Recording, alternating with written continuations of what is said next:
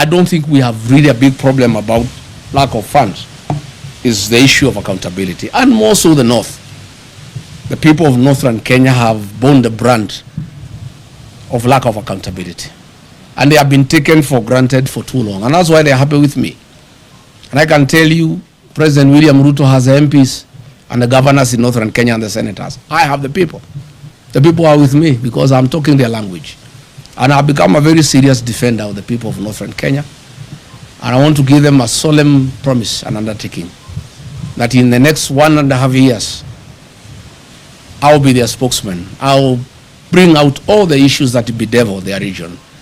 I'll call out their leaders until they get justice. And after I'm elected president, I'll sort them out. I'll carry out a special audit on funds allocated to those regions from 2013 to date. And those who have misappropriated those funds will be held accountable.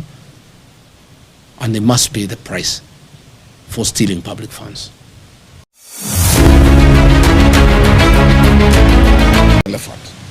On February 5, 2025 in Wajir town at Orahek grounds, he promised that his government would connect 20,000 households in Wajir to electricity and expand rural electrification, including schools and mosques, at a cost of 3.6 billion Kenya shilling. To date, not a single home of the 20,000 households has been connected.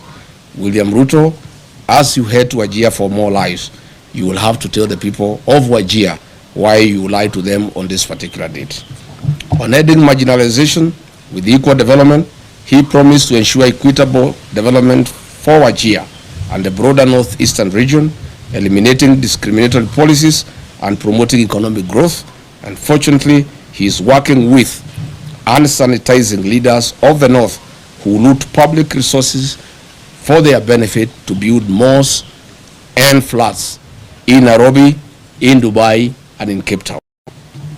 He further promised to launch and support local projects in Wajir, including sites like Tarbaj Teachers Training College, livestock vaccination drives, county assembly facilities, industrial parks, housing projects, hospital facilities, and more. Zero progress.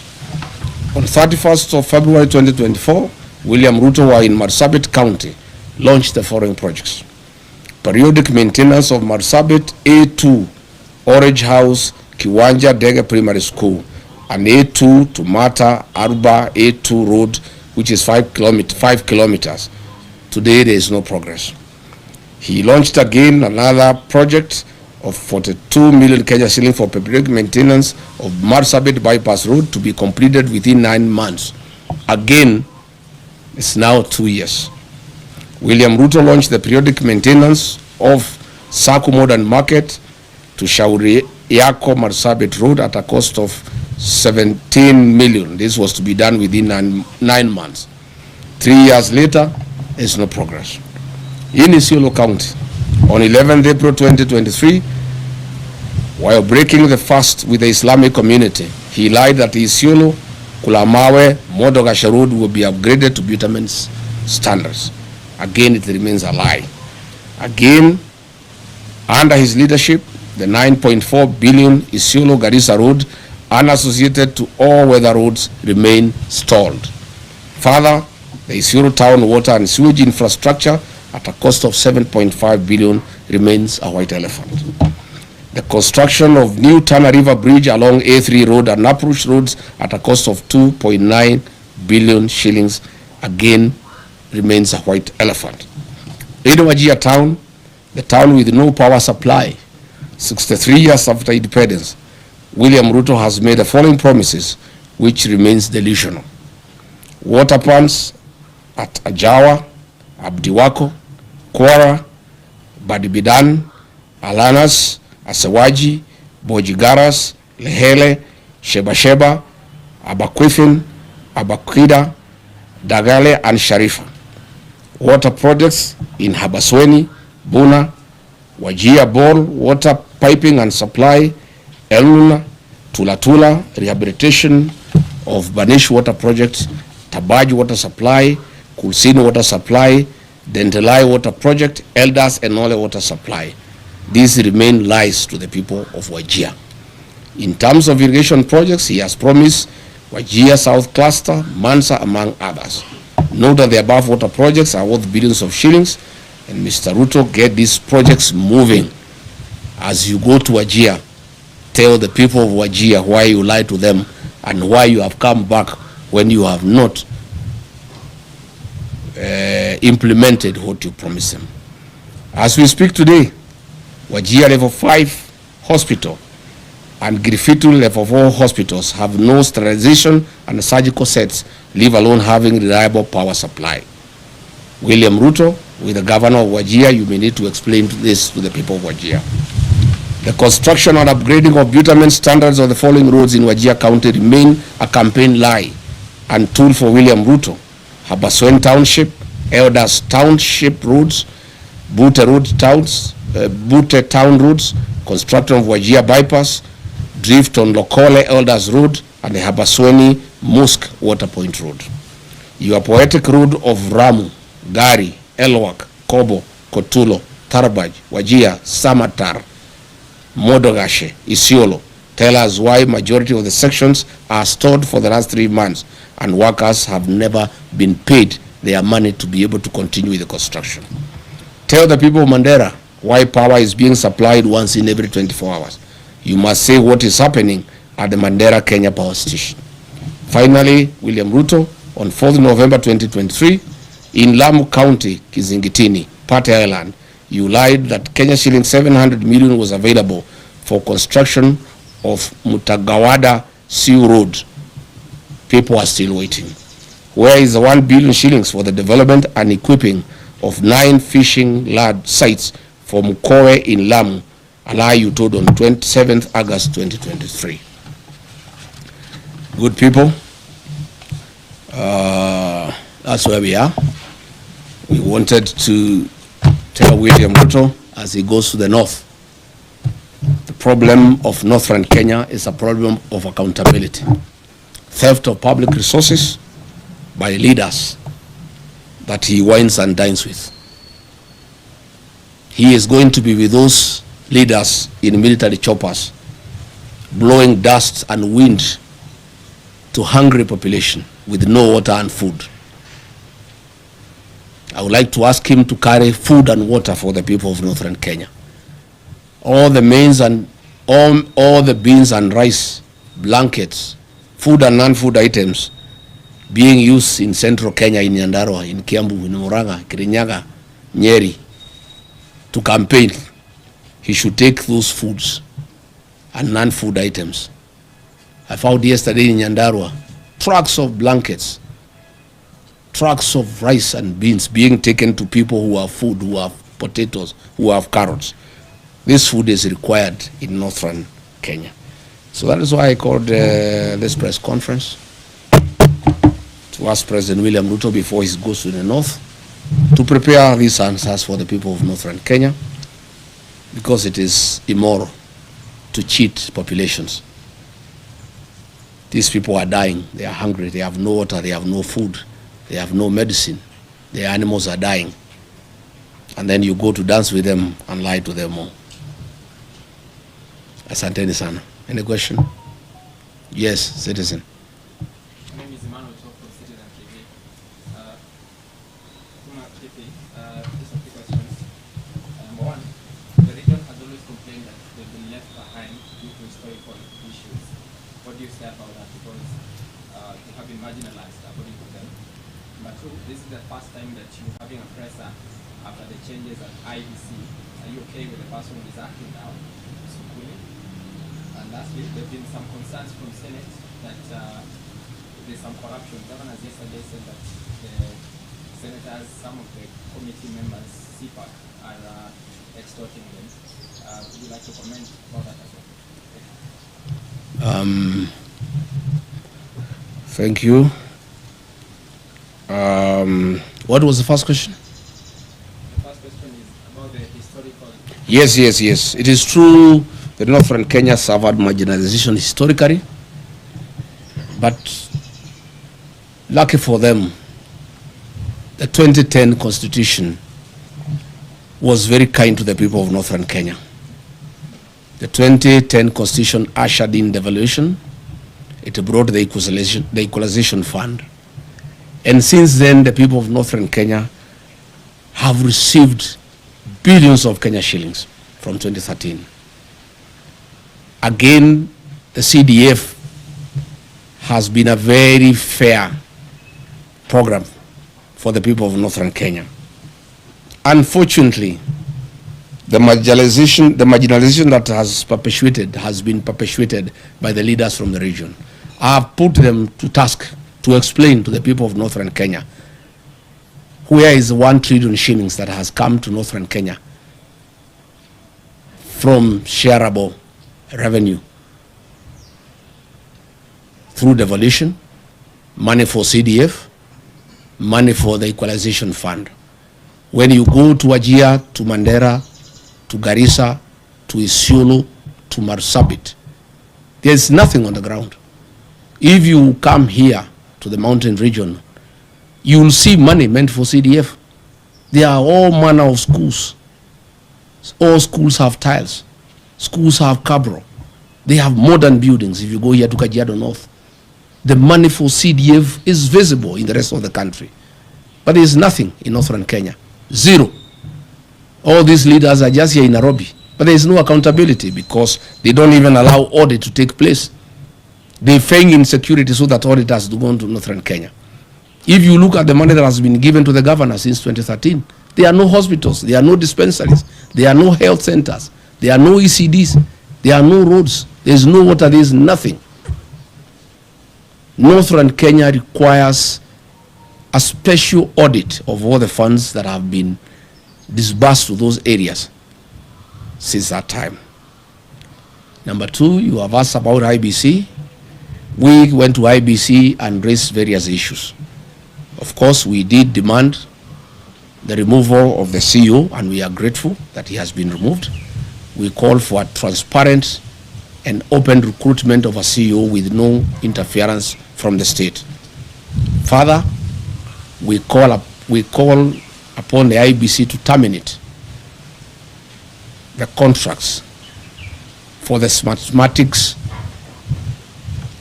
system of conducting elections, the Venezuelan technology that was illegally extended by the outgoing CEO, Juan Marjan.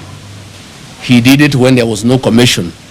It's an illegality, and that contract is illegal, and that contract should be terminated, and IBC should advertise and acquire modern and credible system for conducting our elections. Thank you.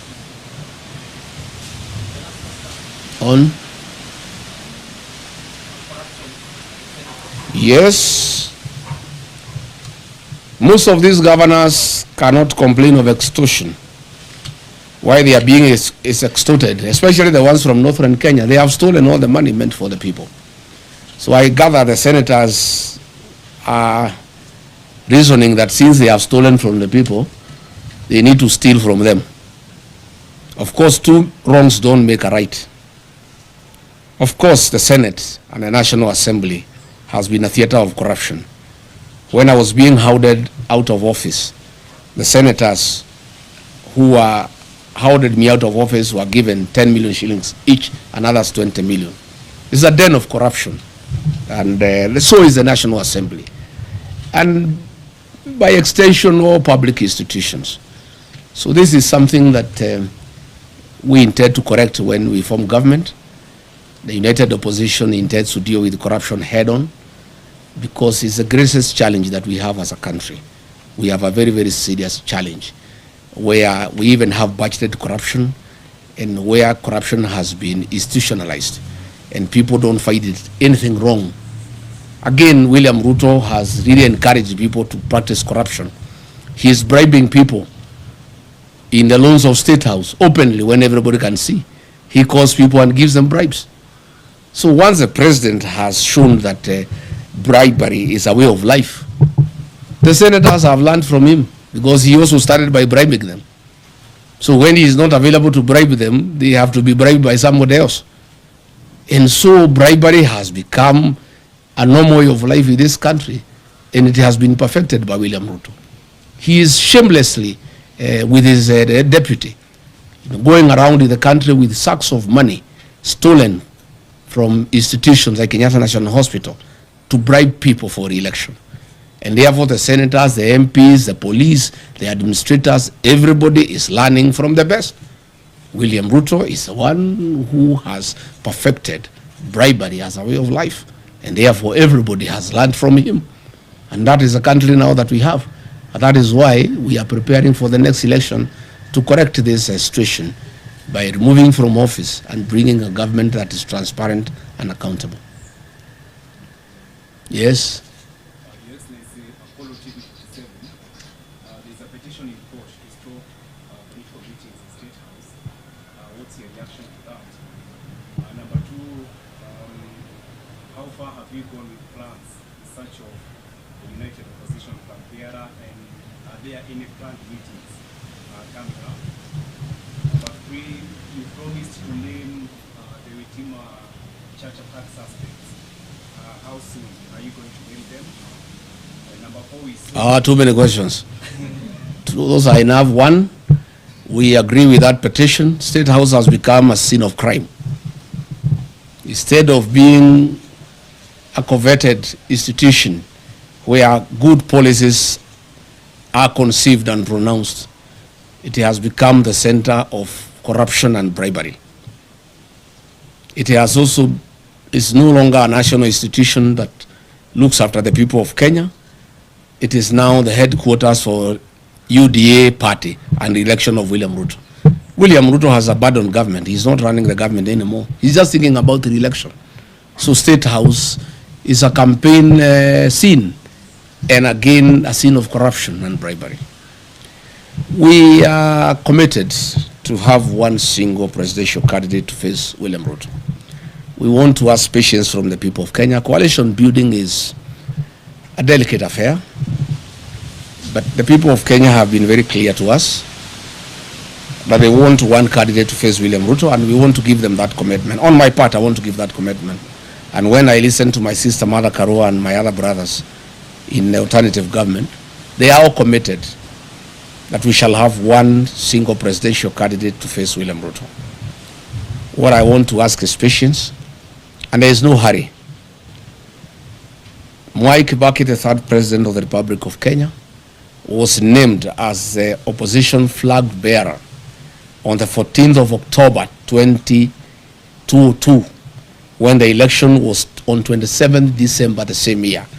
2 months, 13 days apart. There is no hurry. We can take our sweet time. If you ask me, we should not be in a hurry. Anything from March, April next year is good enough. We told the IG Kaja that we shall go back on the 16th for a report. We want to hear from him. I have information William Ruto has said those people should not be taken to court because he will be indicted, and he will be shooting himself in the foot because they are actually policemen and politicians very close to him. The investigations have actually unearthed all the police officers who were on the scene and the politicians who hosted them and who planned the attack, but there will be a very serious cover-up. I have information that William Ruto has said that he would not allow the prosecution of those politicians and those policemen because his government will be right in the center of it. But let's cross the bridge when we get there. We'll go to see the IG on the 16th. He promised us that he'll give us progress report, and we told him we won't arrest and prosecution by then. But let's cross the bridge when we get there. Last one. Yes.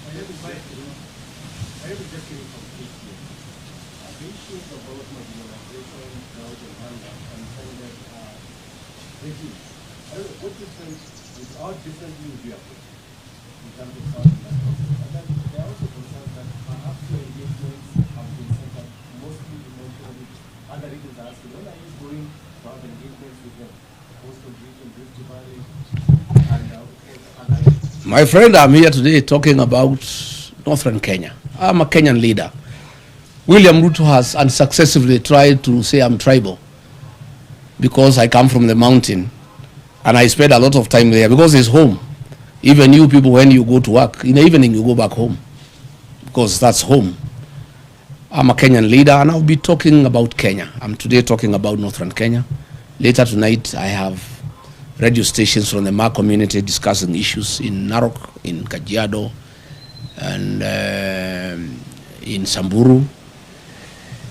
I want to say the 2010 Constitution dealt in a very big way with the issue of marginalization. My administration will work on accountability to make sure that funds, public funds, appropriated by the National Assembly and given to the counties and given to the MPs through the Constituency Development Fund, those funds are spent prudently for the purposes for which they were appropriated. I don't think we have really a big problem about lack of funds. It's the issue of accountability, and more so the North. The people of Northern Kenya have borne the brunt of lack of accountability. And they have been taken for granted for too long. And that's why they're happy with me. And I can tell you, President William Ruto has the MPs and the governors in Northern Kenya and the senators. I have the people. The people are with me because I'm talking their language. And I've become a very serious defender of the people of Northern Kenya. And I want to give them a solemn promise and undertaking that in the next 1.5 years, I'll be their spokesman. I'll bring out all the issues that bedevil their region. I'll call out their leaders until they get justice. And after I'm elected president, I'll sort them out. I'll carry out a special audit on funds allocated to those regions from 2013 to date. And those who have misappropriated those funds will be held accountable. And they must pay the price for stealing public funds. Yes. What do you have to say about the drought situation in the Mount Kenya region now that you are against the food supply system being used by politicians? The drought situation in Mount Kenya region is very minimal. There are very few areas that receive relief food in the Central Kenya region, where I worked for many years as a district officer. I know the Mount Kenya region like the back of my hand. We have some little challenge in Tharaka, some little challenge in Bere, some little challenge in Katwanyaga, in Thika, some little challenge in Kakuzi, in Maragwa, some little challenge in Karai, in Kikuyu, some little challenge in Deya, in Limuru, some little challenge in Kieni, in Nyeri. That's it. And a little challenge in some parts of Ndaragwa, in Nyandarua. We have no business sending food to Kinangop. It's the basket of this country to give food to the people of Kenya. You have no business sending food to Kirinyaga. You have no business sending food to Madera. You have no business sending food to Tigoni. You have no business sending food to Gatundu. Those are people who have food. That food should be taken to Wajir, to Garissa, to Marsabit, to Turukana. That is where the food is needed. And if it was to be taken to the people of Mount Kenya region, it should be taken to those who are starving, not as bribes for votes. That is where we have a problem. And probably now that you have talked about that, let me also say, I have seen leaders from Western Kenya, the governor, the deputy governor, I have seen Aden Duale and others. They have been sent by William Ruto to abuse President Uhuru Kenyatta and trying to intimidate him and trying to sell him fear that he should not have a political mind, he should not interact with other leaders in Kenya, and he shouldn't have a political choice. And if he does so, they will take away his retirement benefits and his allowances. Let me tell those leaders sent by William Ruto. One, they have no moral authority to address President Uhuru Kenyatta. President Uhuru Kenyatta is the retired president of the Republic of Kenya, a statesman, a very serious nationalist, a Kenya who served this country with dedication and who deserves respect. Number two, I don't think President Uhuru Kenyatta can give up his constitutional obligations because of allowances. President Uhuru Kenyatta is not a poor man. He's a Kenyan who has worked hard. He's a Kenyan who has money and resources. And I don't think the President Uhuru Kenyatta can be told to shut up so that he gets allowances or he doesn't get. In any case, even if they carry out the threat and hold his allowances, there's no problem. Once we take over office, we shall give President Kenyatta his dues. And I know why they have a problem with the President Uhuru Kenyatta. President William Ruto is in shock. He is confused. He has panicked. The one-term thing is real because he became president courtesy of the votes from the Mount Kenya region. The Mount Kenya region, those who voted for him, those who voted for Raila are all against him. He had hoped he could persuade President Uhuru Kenyatta to assist him to divide the mountain. Even when he went to cry to him in Ichaweri, he was there on a mission to see how he can get President Uhuru Kenyatta to see whether in one way or another he could cause some confusion and the mountain is divided so that the mountain vote does not go to somebody else in one basket. President Uhuru Kenyatta cannot allow President William Ruto to divide the mountain. President Kenyatta and I and other leaders, Martha Karua, Justin Muturi, Mithika Linturi, will do whatever it takes to make sure the mountain is united, because that vote is very important to this country, and it is a vote that will help the rest of Kenyans get rid of William Ruto. So I want to ask William Ruto to stop sending junior leaders to abuse President Uhuru Kenyatta. President Uhuru Kenyatta left you a great country. When he left office, the health system was working. In 3 years, you have destroyed the health system. When President Uhuru Kenyatta left office, the university, the Higher Education Loans Board was working. 3 years down the line, you have destroyed it. When President Uhuru Kenyatta left office, there was capitation for primary schools and secondary schools. 3 years down the line, children are at home. Stop blaming President Uhuru Kenyatta for your political problems and challenges. You destabilize your own government. You lie to the people of Kenya. You have made corruption a way of life. You have made bribery the epitome of State House.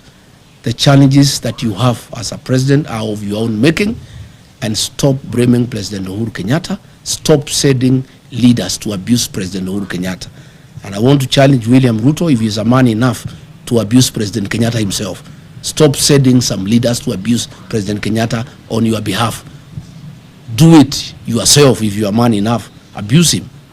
And let me say, I will not allow President Uhuru Kenyatta to be intimidated. I have a responsibility as a leader from the region to defend our son, our kinsman. President Uhuru Kenyatta must be allowed to retire in dignity. He must be allowed to enjoy his constitutional freedom to do whatever he wants. If he wants to work with us, why not? If he wants to work with Rigathi'S to unite the mountain, to unite Kenya, why not? And I want to tell William Ruto, I heard him saying that Azimio cannot be anything without ODM. He is lost. The ODM of Raila Odinga is not the ODM of today. What William Ruto is holding is a shell of ODM, the fake one, of Junet Mohammed, Gladys Wanga, and Oburu Odinga. The ODMB, the one with the people, is gone and is in one term. The people of Ukambani are gone, they are in one term. The people of Kisii are gone, they are in one term. The mountain is gone, is in one term. And by the way, there is no UDA without the mountain. It's a shell. So let him not, and he should know, Azimio only lost because the mountain did not go to Azimio in total. As we talk, the mountain, Azimio, United Opposition, ODMB, all of us are in one term. We'll get 70+1 and we'll make him one-term president. So let him stop sending people to abuse President Uhuru Kenyatta. Let him not demean Azimio. Let him deal with his own challenges that are self-inflicted. He mismanaged politics. He mismanaged the country. He made corruption a way of life. He made lies as his trademark. And Kenyans are fed up because they can see through him. And therefore, he should sort out his own problems and he should not set people to blame President Uhuru Kenyatta for his woes. And I want to say to the people of Kenya that I will take time. Anytime Uhuru Kenyatta is attacked, I must defend him as our retired president, as my brother, as my kinsman, and I have a responsibility to do so. And that I'll be able to do from time to time. Thank you very much. Asanteni sana. Mungu abariki. I think we have said enough.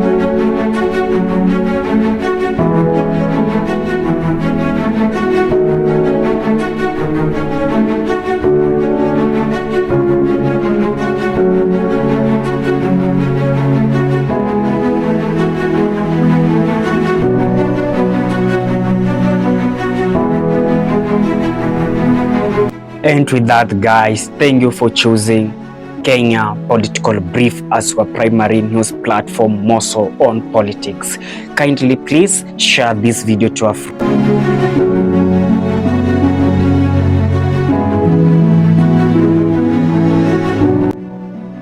If politics is your passion, this is the place you really wish to be. Kindly subscribe. Bye bye.